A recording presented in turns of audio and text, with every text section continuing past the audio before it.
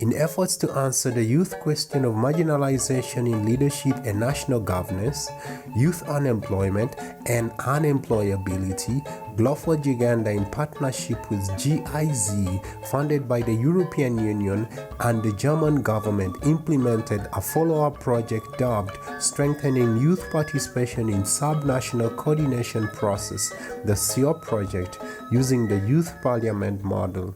The Youth Parliament is basically an initiative of Gloford Uganda that draws from the strength of the initiatives, the creativity and the innovative nature of young people, bringing them together, let's say, within a sub-county or a district. It's a form of youth organizing where we bring youth together, we mentor them, but we also empower them to be able to perform better as youth leaders, to make sure that the voices of the youth are captured both at local government, at national levels, but also at grassroots. The Syop project, which picked up from the Y-Lead project, provides a playground for young people to experiment, experience, participate, yet prepare them to steer their community with integrity. We have learned also through this project and through Gloford how to write position paper.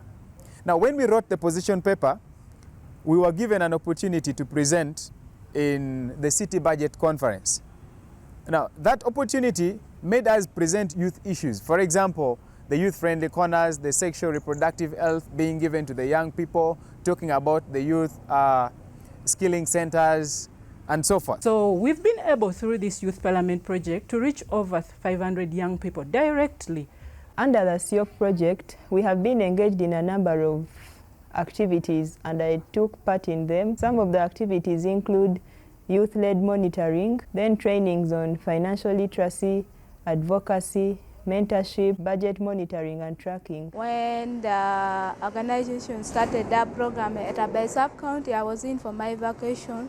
So we held there a meeting and I was elected there as a speaker. We were having a meeting after every 2 weeks in the youth-friendly center there. We have always had barazas, of which we had barazas at the sub-county, like mine in Loro here we had baraza. Then we also conducted barazas at the district, where we meet the district lead, that is the technical staffs and the district councillors. Some of the key issues raised in that meeting attended was the need for local government to give feedback.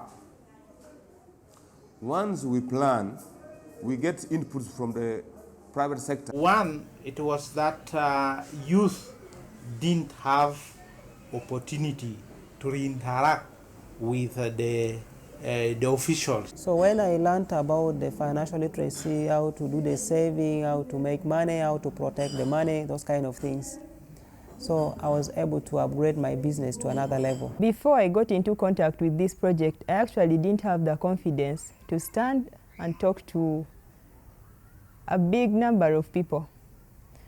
But then after this project, I can ably stand and address my fellow youth and share ideas with them. I am so glad and happy to inform everyone that through this particular project, I am able to be given a chance and an opportunity to represent the voices of the young people of Uganda in Germany, which is the International Youth Forum that is going to happen in November.